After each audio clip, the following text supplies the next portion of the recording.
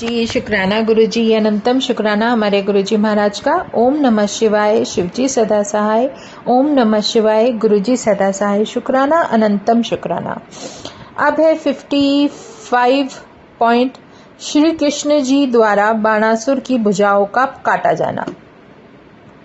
अब युद्ध के बाद श्री कृष्ण भगवान किस तरीके से बाणासुर की भुजाओं को काटते हैं, इसका वृतांत पूरा डिटेल में बताया है। व्यास जी बोलते हैं, हे मुनि, हे सर्वज्ञ, हे ब्रह्मपुत्र, हे सनत कुमार जी, आपको नमस्कार है। आपने मुझे ये अद्भुत कथा सुनाई है। युद्ध में श्री कृष्ण जी के जृंभ बाणास्त्र से शिव के मोहित होने पर दैत्य बाणासुर ने भुजा छेदित होने पर क्या किया, सो कहो। सूत जी बोले, इस प्रकार अति तेजस्वी उन व्यास जी का वचन सुनकर ब्रह्मा जी के पुत्र मुनीश्वर प्रसन्न होकर बोले। सनत कुमार जी बोले, हे बुद्धिमान, हे व्यास जी, हे तात, संसार में लीला करने वाले श्री कृष्ण जी तथा शिव जी की सुंदर कथा को सुनो। शिव जी के पुत्रों तथा गणों सहित लीला से सो जाने पर वह दैत्यराज बाणासुर कृष्ण के साथ युद्ध करने आया था। कुंभांड मंत्री से घोड़ा मंगवाया और महाबली दैत्य अनेक शस्त्र अस्त्रों को धारण कर भयंकर युद्ध करने लगा। उस महाबली दैत्येंद्र बाणासुर ने अपने बल को नष्ट हुआ देखकर सहन न करके क्रोधित होकर बड़ा भयानक युद्ध किया। उस संग्राम में शिवजी से बड़ा बल पाकर महावीर श्री कृष्ण जी बाणासुर को तृण के समान मानकर ऊंचे स्वर से गर्जने लगे। हे मुनीश्वर, शेष बची हुई शत्रु की सेना को त्रास दिखाकर अपने अद्भुत शांग नामक धनुष की टंकार करने लगे। उस धनुष की टंकार से उत्पन्न हुए बड़े शब्द से भूमि और आकाश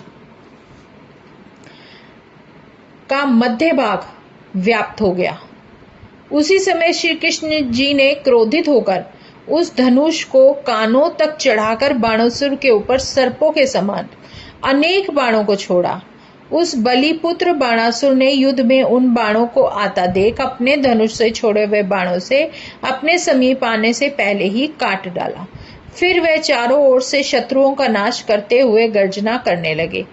तब वहां मूर्छित हुए महाबली अहंकारी बलि के पुत्र बाण ने शिवजी के चरण कमलों को स्मरण करके अति शूर कृष्ण के ऊपर अपने बाण छोड़े तथा महादैत्यों के शत्रु कृष्ण जी ने भी शिव के चरणारविंदों को स्मरण करके उन बाणों को दूर से ही काट दिया।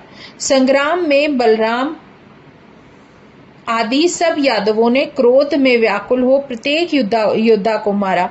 इस प्रकार वहां उन दोनों बलि पुरुषों का बहुत समय तक भयानक युद्ध होता रहा, जो सुनने वालों को भी विस्मय देने वाला था।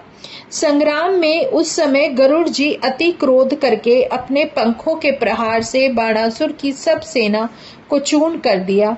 अपने बल से नाश करने वाले गरुड़ को देख शैवों में श्रेष्ठ बलवान उस दैत्य ने उनके ऊपर अति क्रोध किया और सहस्त्र भुजा वाले दैत्य ने महादेव के चरणारविंदों का स्मरण करके अपने शत्रुओं को असह्य अपना पौरुष दिखाया।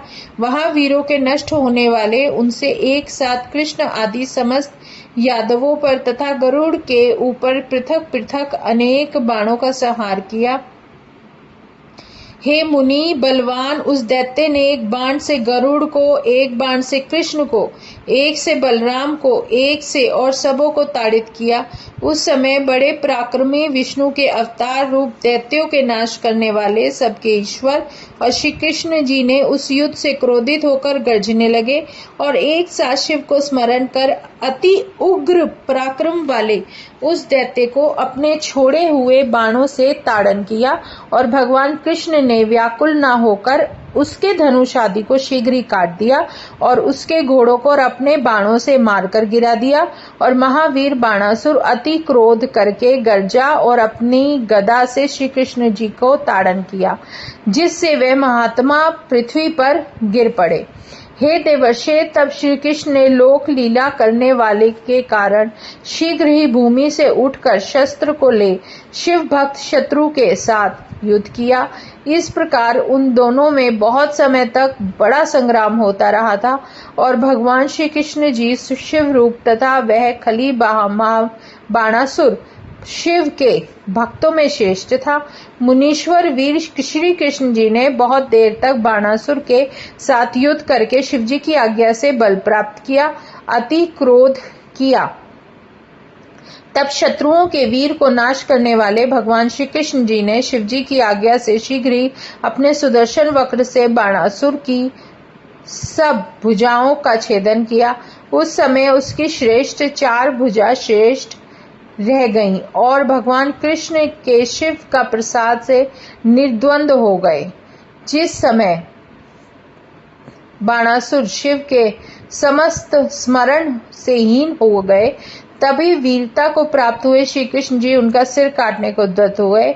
उस समय शिवजी उठकर बोले, हे भगवान, मैं देवकी के पुत्र, मैंने पहले जो तुमको आज्ञा दी थी सो वीर, मेरी आज्ञा के पालक, तुमने सब कार्य पूर्ण किए हैं। अब तुम बाणासुर के सिर को मत काटो, मेरी आज्ञा है, अपने सुदर्शन चक्र को लौटा लो।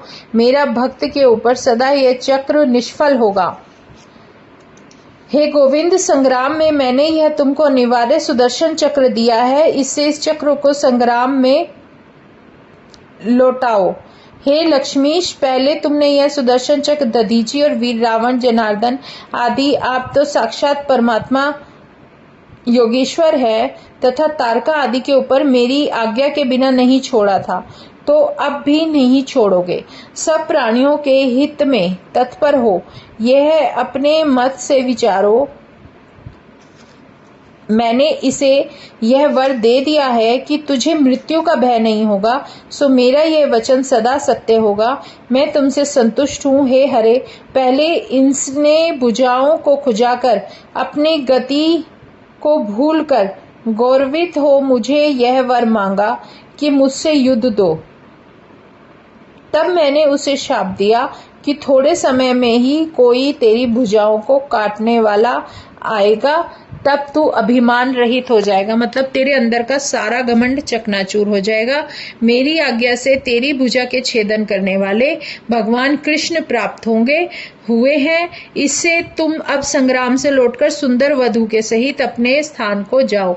ऐसा कहकर शिवजी ने उन दोनों को मित्रता कराकर उनको आज्ञा दे अपने गणों और पुत्रों सहित अपने लोक को गमन किया। सनत कुमार जी बोले, इस प्रकार भगवान शिव जी के वचन सुन अपने सुदर्शन चक्र को हरण करके अज्ञात अक्षृत शरीर विजय पाने वाले श्री कृष्ण जी ने अंतःपुर में प्रवेश किया। भार्या सहित अनिरुद्ध को आश्वासन दे बाणासुर से प्रदान किए हुए अनेक रत्न समुदाय को ग्रहण कर उसकी सखी परम योगिनी चित्रलेखा को लेकर शिवजी की आज्ञा से कृत्य हुए। श्री कृष्ण जी अति प्रसन्न हुए।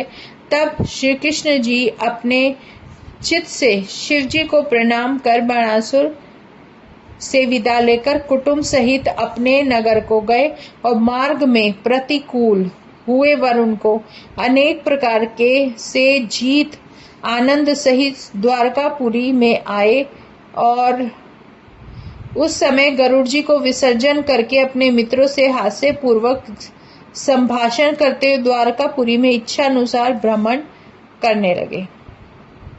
ये सब कुछ श्री कृष्ण के भगवान के लिए बताया गया है।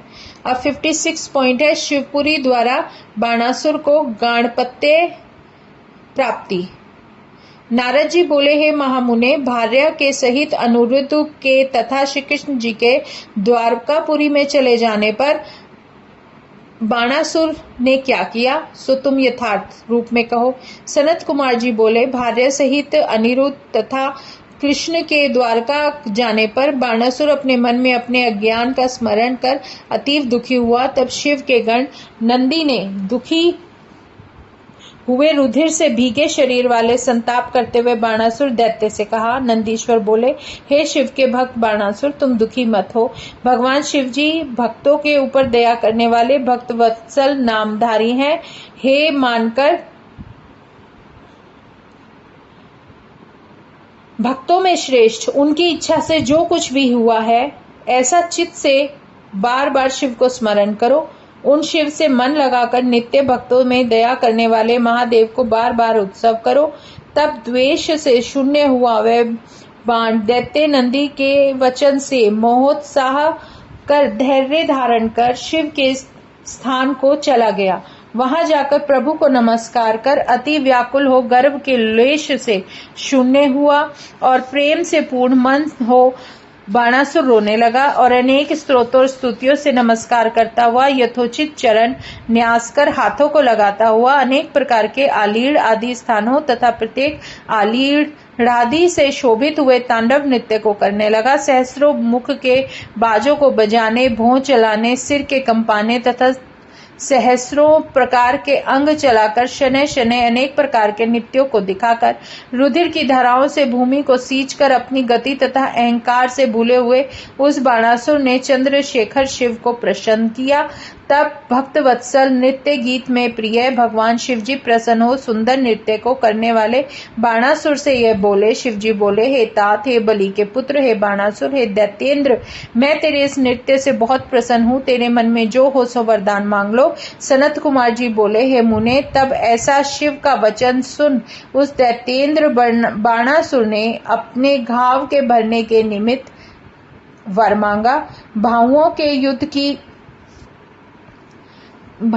युद्ध की क्षमा तथा अक्षय गणपति का भाव तथा शोणित नामक नगर में उषा के पुत्र का राज्य मांगा और ज्ञानियों से, देवताओं से तथा विशेषकर विष्णु से निर्वरता, रजोगुण तमोगुण से युक्त दुष्ट दैत्यता का विनाश मांगा।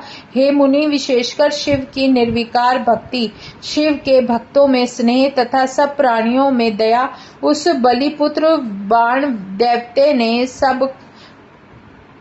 ने यह सब वर शिवजी से मांगे और प्रेम से नेत्रों से आंसू भर हाथ जोड़कर शिवजी को संतुष्ट किया। बाणासुर बोला, हे देवों के देव, हे महादेव, हे शरणागत वत्सल, हे महेश्वर, हे दीन बंधु, हे दयानिधि, मैं तुमको नमस्कार करता हूँ। हे शंकर, हे कृपा सागर, हे प्रभु, आपने मुझ पर बड़ी कृपा की। आपने प्रसन्न होकर मेरा गर्व नष्ट किया। आप ब्रह्मा परमात्मा हैं, सर्वव्यापी अखिलेश्वर, ब्रह्मांड रूपी शरीर वाले, विराट, सबों में व्याप्त, सबसे परे हैं। हे प्रभु, तुम्हारे नाभि नाकाश, आकाश, अग्नि, मुख, जल, वीर्य है, दिशाएं कान है, दुलोक मस्तक है, पृथ्वी चरण है, चंद्रमा मन है, सूर्य नेत्र है, ऋषि पेट है, इंद्र भुजाएं हैं, ब्रह्मा बुद्धि, प्रजापति विसर्ग हैं तथा धर्म द्वारा हृदय है। हे नाथ, आपके रोम औषधि हैं, आपके केश मेघ हैं, तीनों गुण आपके तीनों नेत्र हैं, आप सर्वात्मा पुरुष है, आपका मुख ब्राह्मण है, क्षत्रिय भुजा है, वैश्य जंगा है, चरणों में उत्पन्न शूद्र है। हे महेश्वर, आप ही नित्य सब जीवों के उपासना करने वाले के लिए योग्य है। मनुष्य आपको भज कर निश्चय ही परम मुक्ति को पाते हैं। जो पुरुष आत्मा के प्रिय ईश्वर आपको त्याग कर विपरीत इंद्रियों के विषयों में लगे रहते हैं, वह मानो अमृत को छोड़कर विष खाते हैं। ब्रह्मा विष्णु निर्मल आशय वाले पंडित मुनि, आप प्रिय ईश्वर को सब आत्मा से प्राप्त होते हैं। सनत कुमार जी बोले, ऐसा कहकर वह बाणासुर प्रेम से प्रफुल्लित अंग हो शिवजी को प्रणाम करके मौन हो गया। ऐसा अपने भक्त बाणासुर का वचन सुनकर भगवान सदाशिव तुम सब वर प्राप्त करोगे, ऐसा कहकर वहां से अंतर ध्यान हो गए। तब शिव के प्रसाद से महाकालत्व को प्राप्त हो वह शिव का अनुचर बाणासुर बड़ा प्रसन्न हुआ। यह सब गुरुजनों के गुरु शूल पाणी, समस्त पृथ्वी के मध्य में क्रीड़ा करने वाले कान्यों के सुखदायक शिवजी के साथ बाण के सुंदर वृतांत को आपसे सुनाया गया है। जय गुरु जी। शुक्राना गुरु जी, अनंतम शुक्राना हमारे गुरु जी महाराज का। ओम नमः शिवाय, शिवजी सदा सहाय। ओम नमः शिवाय, गुरु जी सदा सहाय। शुक्राना, अनंतम शुक्राना।